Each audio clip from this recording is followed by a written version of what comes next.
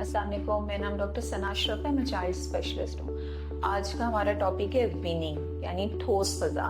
बच्चे को कब शुरू करवानी चाहिए, उसको क्या खिलाना चाहिए, कौन सी ग़िज़ा उसके लिए ज़्यादा मुफीद है, कौन सी चीज़ें पहले शुरू करवानी चाहिए, कौन सी चीज़ें बाद में शुरू करवानी चाहिए, या किन चीज़ों से बच्चों को फूड एलर्जी हो सकती है, इसके बारे में हम डिटेल से बात कर सकते हैं। सबसे पहले तो ये कि शुरू के 6 महीने में बच्चे को सिर्फ माँ का दूध ही दें। अगर किसी सूरत में वो दूध नहीं मुकम्मल है या माँ पूरी तरह से नहीं पिला पा रही है तो फिर डब्बे वाला दूध दें। पहले 6 माह में थोड़ा सब्र तहम्मुल का मुजाहरा करें। इतनी जल्दी खुद से बच्चे को 3 या 4 माह की उम्र में ठोस ग़िज़ा ना शुरू करवाएं।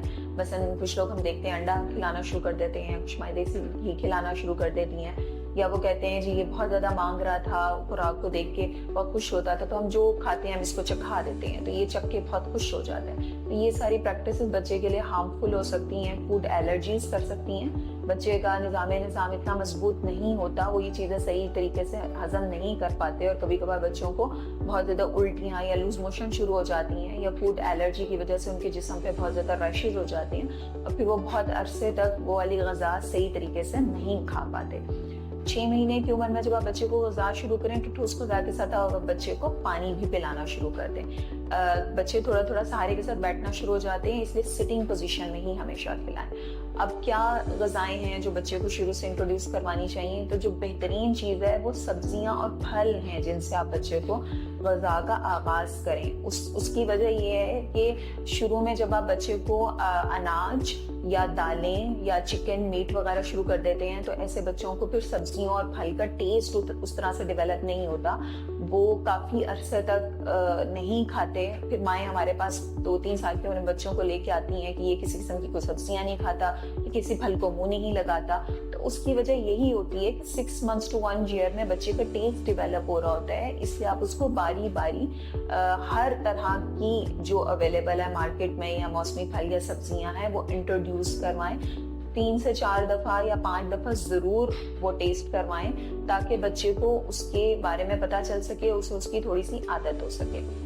अब फॉर एग्जाम्पल जो पहला फीड है, आप बच्चे को गाजर की प्यूरी यानी गाजर को कद्दूकश करके उसको बॉईल करके अच्छी तरह और उसमें हैंड ग्राइंडर से आप उसको बिल्कुल सॉफ्ट करके, और उसको थोड़ा सा पतला भी कर सकते हैं, यानी पानी डाल के या मिल्क डाल के, फॉर्मूला मिल्क डाल दें, या माँ अपना दूध निकाल के भी डाल सकती है। और उसके बाद उसको एक दफ़ा चख के ज़रूर देखें कि वो बिल्कुल सॉफ्ट है, और आराम से आप उसको स्वॉलो कर लेते हैं, यानी आप नीचे उतार लेते हैं, किसी किस्म की उसमें कोई मुशक्कत नहीं होती है। और जब बच्चे को खिला रहे हो तो शुरू में 4-5 चमचियों से स्टार्ट करें, दिन में सिर्फ एक ही दफ़ा दें। अगले 2-3 दिन तक आप यही चीज़ दें। कैरेट प्यूरी के अलावा जो और चीज़ आप दे सकते हैं वो एप्पल प्यूरी है, यानी आप सेब को भी इसी तरह बॉयल करके बिल्कुल सॉफ्ट करके अगले 2-3 दिन तक वो दें। अगर एक चीज़ पे बच्चा बहुत मुंह बना रहा है या बार बार हाथ पीछे कर रहा है तो उससे आप इतनी जल्दी मायूस ना हो, कम से कम 3-4 दफ़ा एक फूड ज़रूर ट्राई करें, लेकिन इस बात का ख्याल रखें कि आपने बच्चे को ज़बरदस्ती नहीं ठोंसना उसके मुंह में। और अगर उसने 5-6 निवाले ले लिए या चम्मच खा लिए हैं और अब वो एकदम से नापसंदीदी का इजहार करना शुरू हो गया तो अब वहाँ पे रुक जाएं। शुरू के दिनों में इतना ही काफ़ी होता है। अब नेक्स्ट वीक में आप ये कर सकते हैं कि बनाना प्यूरी इंट्रोड्यूस करवा सकते हैं। बनाना को इसी तरह बिल्कुल मैश करके बिल्कुल पतला करके आप बच्चे के मुंह में डालें। इसी तरह कद्दू यानी लौकी की प्यूरी दे सकते हैं, घिया तोरी भी दे सकते हैं बच्चों को, पीच यानी आड़ू या खुबानी की प्यूरी दे सकते हैं। पोटैटो शुरू करवाएं जिसमें आलू भी है, शकरकंदी भी है।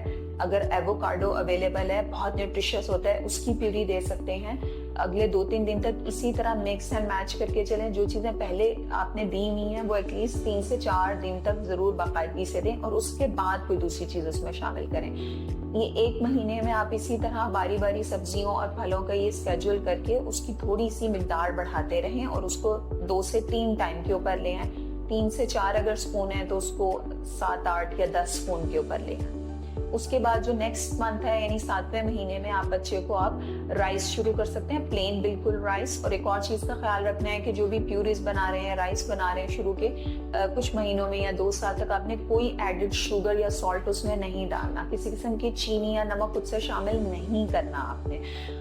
राइस की बात हो रही थी, हम राइस को बिल्कुल पतला करके वो बच्चे को खिलाएं। उसके अलावा आप बच्चे को सूजी शुरू करवा सकते हैं, साथ में आप जौ का दलिया है जैसे वो शुरू करवा सकते हैं। इसमें आप गंदुम भी शुरू करवा सकते हैं। जरूरी नहीं कि आप बाहर से ही सीरियल खरीद के लाएं, आप खुद भी वो चीजें उबाल के और उनको बिल्कुल पतला करके मैश करके उसको घोटा लगा के आप वो बच्चे को खिला सकते हैं। यहाँ पे ये है कि आप योगर्ट यानी दही भी बच्चे को इंट्रोड्यूस करवाएं और साथ में सब्जियां और फल जारी रखें। दाल यानी जैसे मूंग की दाल है उसको भी बिल्कुल बॉईल करके उसकी पतली सी जैसे खिचड़ी होती है वो बना के आप बच्चे को दे सकते हैं। इसी तरह गंदुम से बनी हुई और चीजें, मसलन गंदुम का दलिया है वो बच्चे को शुरू करवाया जा सकता है। साबूदाना भी इस उम्र में आप शुरू करवा सकते हैं।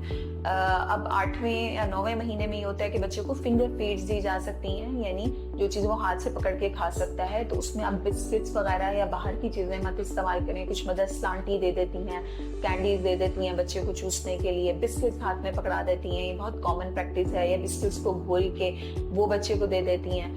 तो ये इससे बेहतर ये है कि आप बच्चे को जैसे कोई चिकन बोटी है वो दें। इसके अलावा पराठा है जैसे उसका टुकड़ा पकड़ा दें, फ्राइज हैं यानी आलू फ्राई करके वो बच्चे के हाथ में पकड़ा दें। और जिस वक्त बच्चे को फिंगर फीड दें, आप बच्चे के पास थोड़ा होशियार होकर बैठे। कभी कभार बच्चे ये बड़ा बाइट ले लेते हैं, बढ़ाने वाला ले लेते हैं और हलक में फंसा लेते हैं। और वो चीजें आपने बच्चे को बिल्कुल नहीं देनी जो बहुत छोटी सी हैं, जिस तरह के मटर है या चना है, डायरेक्ट वो बच्चे की आपने प्लेट में नहीं रखना। या अंगूर हैं, इस तरह की चीजें बच्चे की सांस की नाली में जा सकती हैं और बच्चे की खुदा ना खास्ता सांस बंद हो सकती है। ये अगर आप मटर प्यूरी भी दे रहे हैं बच्चे को या अंगूर भी दे रहे हैं तो उनको मैश करके दें, बिल्कुल पतला करके दें। इसी तरह चने जो हैं उनको भी बिल्कुल खिचड़ी जैसे दाल की बनाई जाती है, इसी तरह उसको भी मैश करके आप बच्चे को बिल्कुल पतली सी लई बना के ही दें।